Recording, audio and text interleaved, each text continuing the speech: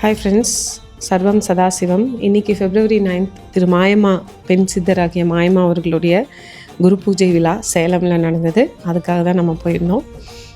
அங்கே பார்த்திங்கனாக்கா நல்ல அலங்காரங்கள், அம்மாவுக்கு பூஜைகள், அபிஷேகங்கள், யாகங்கள் எல்லாம் காலையிலேயே பண்ணியிருந்தாங்க. அன்னதானங்கள் நடந்துக்கிட்டே இருந்தது. சாயந்தரம் பார்த்திங்கன்னா விளக்கு பூஜைகள் நடக்குது. இது வருஷத்தில் ஒரு நாள் இந்த February 9th அம்மாவுக்கு குரு பூஜை நடத்துகிறாங்க. ரொம்ப பிரம்மாண்டமாக விமர்சையாக பக்தர்களே எல்லோரும் பங்கேற்று செய்கிறாங்க. ரொம்ப நல்லா இருந்தது. இந்த வருஷம் தான் நான் பார்க்குறேன். மாயம்மா பார்த்திங்கன்னா ரொம்ப அற்புதமானவங்கள். அவங்க ஒரு மகாலட்சுமி ஸ்வரூபமாக சித்தர்களால் சொல்லப்பட்டார்கள். அதே மாதிரி கன்னியாகுமரியில் அவங்க வாழும்போது பல அற்புதங்கள் எல்லாரோட வாழ்க்கையிலையும் பண்ணியிருக்காங்க. அதே மாதிரி அவங்க கடைசியில் அவங்க சேலத்தில் தான் ராஜேந்திரன் ஐயா அவர் அப்படிங்கிற ஒரு பக்தர் கூடயே இருந்தாங்க. இங்கேயே தான் சேலத்துலேயே தான் ஜீவ சமாதி ஆயிருக்காங்க. இப்போ ராஜேந்திரன் ஐயா மறைவுக்கு அப்புறம் அவங்க மனைவியார் பார்த்துக்கிறாங்க. அவங்க சொல்ல தகவல்கள் படி அம்மா பெரும்பாலும் அமைதியாக இருப்பாங்க. பேசும்போது சில ஞான உபதேசங்கள் சொல்லுவாங்க.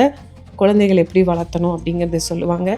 அதே மாதிரி கடலுக்குள்ளே அந்த யாகத்துக்கான பொருள்கள் எல்லாம் கடலுக்குள்ளே தான் போய் சேகரிப்பாங்களாம். எடுத்துகிட்டு அதை தான் அதில் ஈரப்பதம் இருக்கும். பட் அதில் தான் அவங்க யாகம் பண்ணியிருக்காங்க. அந்த யாகம் பண்ணும்போது பார்த்திங்கன்னா அத்தனை நாய்கள் சூழ்ந்து இருக்குமா. அதே மாதிரி அப்போ அவங்கள கூட கூட்டிகிட்டு போகும்போது அந்த அந்த கடலுக்குள்ளே இவங்களே அம்மா கூட நடந்து போயிருக்காங்க.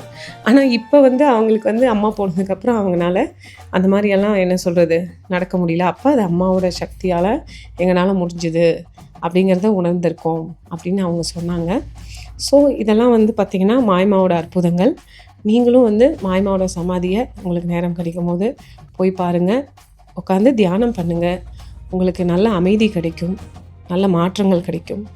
உங்களோட பல பிரச்சனைகளுக்கு தீர்வுகள் அம்மா கொடுத்துட்டே இருக்காங்க இன்றைக்கும்.